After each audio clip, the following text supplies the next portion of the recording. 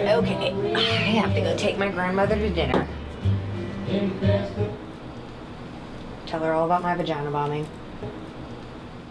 For years, conservatives have been trying to push back laws that make abortion available and legal, accessible and safe for women.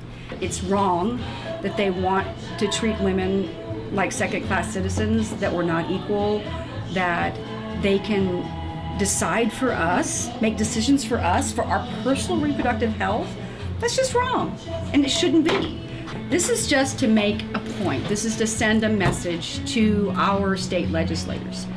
We are 51% of the voting population, and we're pissed, and you're not representing us. If you're, no matter what your party affiliation, if you're an elected official, you represent all of your constituents. We want them to know, hey, you're representing me, and I don't agree with this. I don't agree with a sonogram law that says that a woman is forced to undergo the sonogram, and her physician, her personal doctor, against his will, is forced to tell her what he sees on a screen if she decides that she wants to look away and not look at it.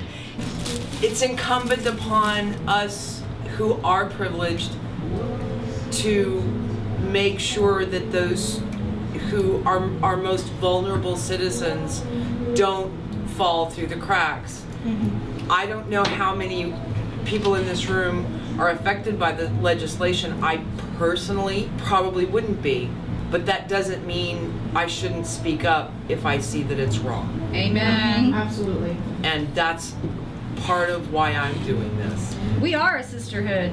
Well, we have to be. We have to be. It really angers me to think that anyone, and conservatives I think believe this, that women are seeking abortions as some sort of form of birth control.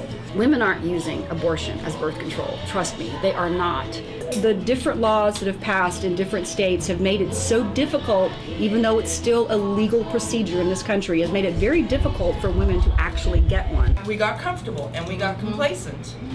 And this is what happened. And the Roe v. Wade decision that came down, they fought it, and it could not be overturned. And then they decided to peck away at it little bit at a time, to chip away at that precedent. And they kept being successful because they were very small measures that we didn't pay attention to. And that's in part what led up to where we are. The thing the sonogram bill does to women, to torture them, is that women who have discovered through their own gynecologist that the embryo, the baby that's growing, is something horribly wrong with it, and their gynecologist recommends abortion. Because of the way the law works in this country, in this state, most women can't even get that abortion at their own gynecologist's office. They have to go to some clinic somewhere because they're not offered in a lot of hospitals, and by many gynecologists because of the different statutes and laws. So after they've received this horrifying news, they have to go with their spouse to some clinic. Then they get another sonogram, and the clinic doctor is forced by law to do the sonogram and to describe for them the infant. Okay, they have already been through hell. They are grieving, they're mourning the fact that they're not gonna have this baby they thought they were gonna have, then they're forced to sit there and listen to a doctor describe what's on the screen to them, since they are allowed to look away. But the doctor is required. This is the harshest law in the country. Texas has the harshest law in the country. And it's just wrong. It's torture. It's torture, and it's demeaning and humiliating. It's meant to be that.